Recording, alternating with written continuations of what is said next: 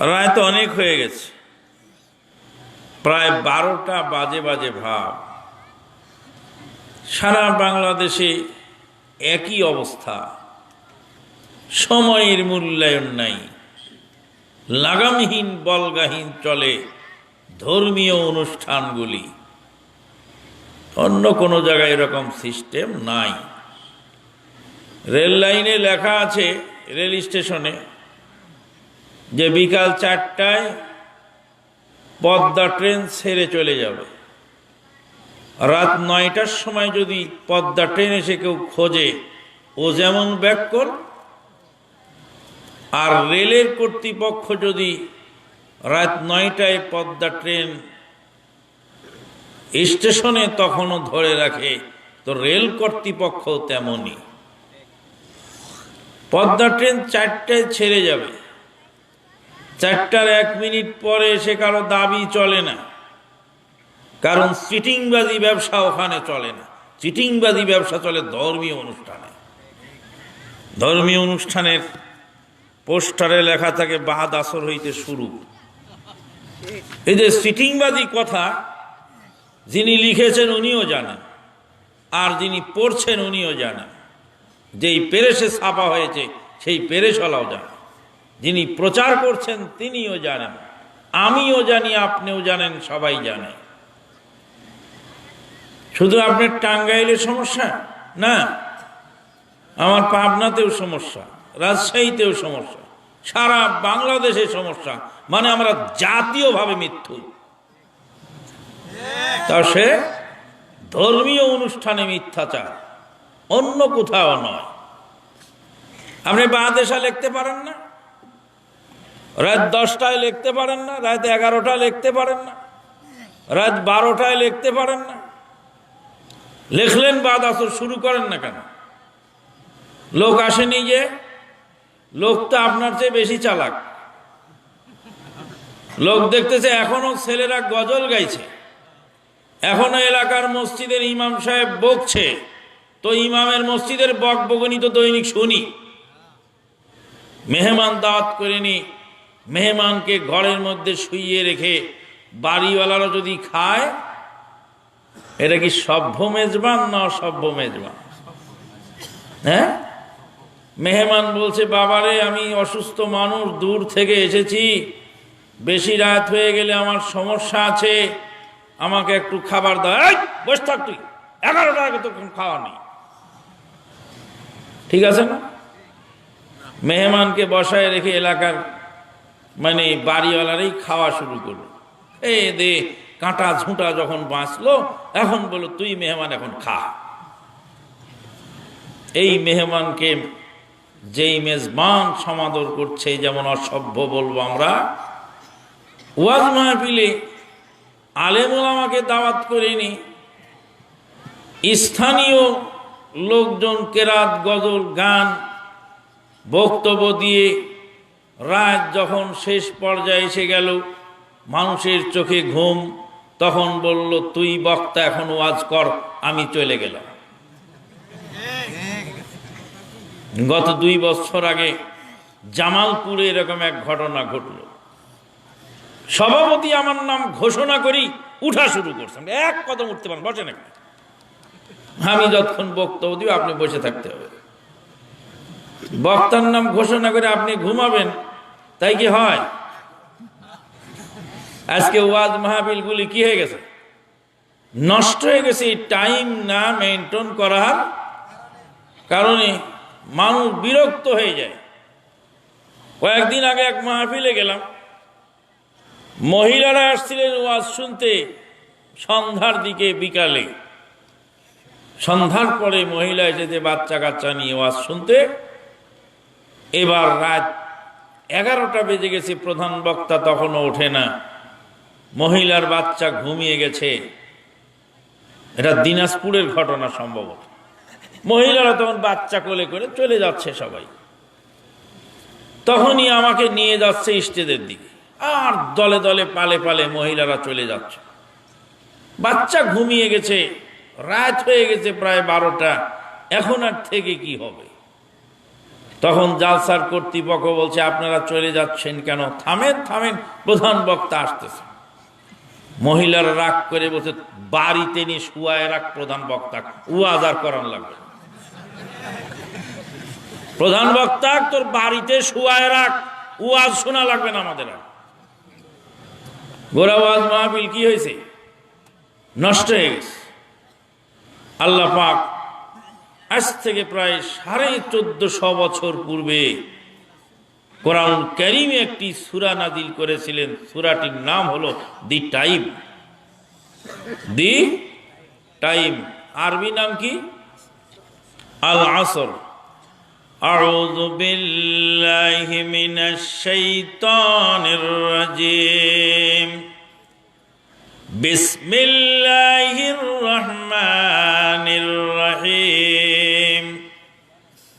ওয়াল আসরি ইন্নাল ইনসানা লাফি খুসর ইল্লাল্লাযীনা আমানু ওয়া আমিলুস সালিহাত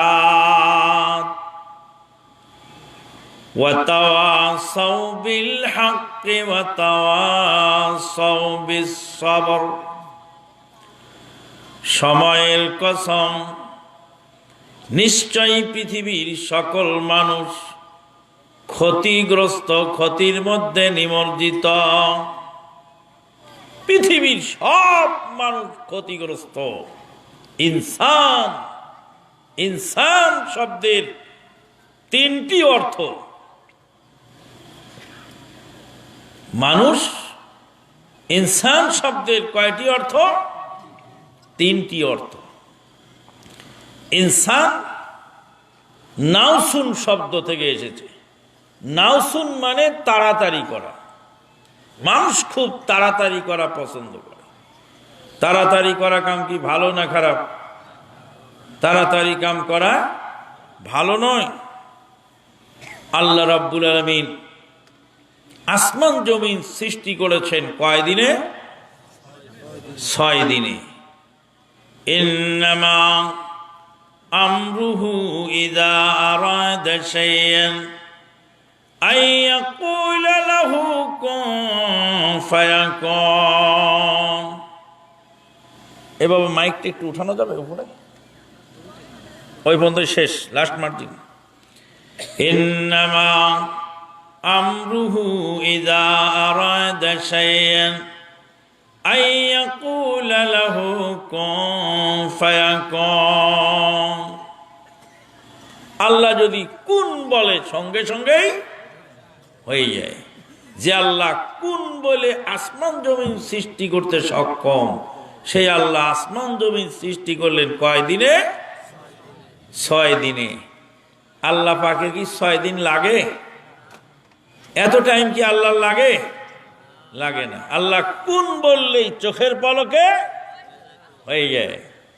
কিন্তু আল্লাহ পাক 6 দিন লাগালেন, বান্দাকে শিক্ষা দিলেন, বান্দা আমি আল্লাহ ইচ্ছা করলে চোখের পলকে বানাতে পারি, তবুও বানাই নেই। কি করতে? ধীরে সুস্থে তোমরা বানাও। আল্লাহ পাক বান্দাকে শিক্ষা দিলেন ধীর স্থির ভাবে কাজ করা। একটু উঠায় দেন। অত কেন বেশি হয়ে গেল? এখন নামাজ, হ্যাঁ একটু নামিয়ে দাও।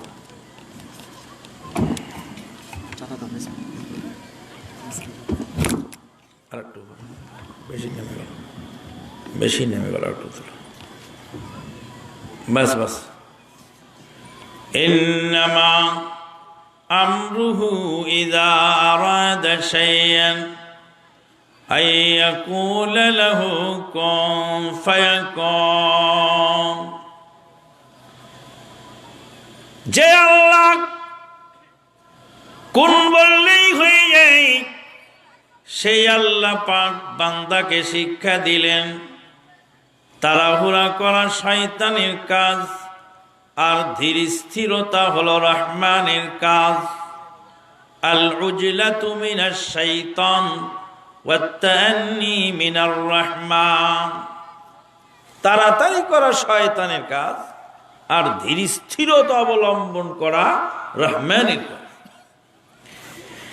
63 জেলায় বোমা ফাটিয়ে যারা চোখের পলকে দেশে ইসলাম কায়েম করতে চায় তারাও এই দলের সদস্য। আল্লাহর নবী সাল্লাল্লাহু আলাইহি সাল্লাম নবী, তার তুলনা পৃথিবীর কারো সঙ্গে হয় না। সেই নবীও এই পৃথিবীর বুকে ইসলাম কায়েম করলেন মাত্র 23 বছরে। কত বছর লাগলো নবীর ইসলাম কমপ্লিট করতে? 23 বছর। আমি লালু আর তুমি ভুলু চোখের পলকে সব মানুষকে উল্টায় চেঞ্জ করে ফেলবে, তা হতে পারে না। ধীর স্থিরতা অবলম্বন করতে হবে। মান ইস্তাজালা বিশাইইন ফাকাদ উকিবা বিহিরমানিহি।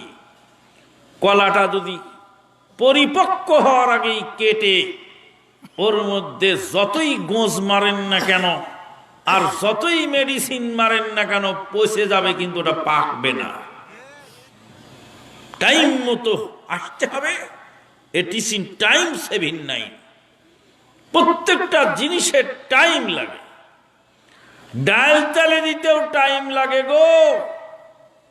15 সেকেন্ড আগে যদি পেঁয়াজটা ভালো করে লাল হওয়ার আগে এই ডাল ঢেলে দেন তো পেঁয়াজ কাঁচা থাকবে, স্বাদ হবে না। আর যদি 15 সেকেন্ড দেরি করেন, পেঁয়াজ পুড়ে যদি কয়লা হয়ে যায়, ওর পরে ডাল ঢেলে দিবেন, ডালের উপরে খালি কয়লার কালি ভাসবে। ডাল তেলে দিতেও একটা টাইম লাগে। তাড়াহুড়া করা কার কাজ? শয়তানের কাজ। ধীর স্থিরতা রহমানের কাজ, আল্লাহর কাজ। তবে 3টি জিনিস খুব তাড়াতাড়ি করতে বলেছেন নবী। কোন 3 জিনিস? একটা হলো সন্তান বড় হলে, সাবালক সাবালিক হলে দ্রুত গতিতে বিয়ে করে দেওয়া, আর সালাতের টাইম হয়ে গেলে দ্রুত গতিতে সালাত আদায় করে নেওয়া। আর 3 নাম্বার, মানুষ মারা গেলে দ্রুত গতিতে দাফন করে দেওয়া। দাফনে বিলম্ব করা চলবে না। যুবক, তোমাকে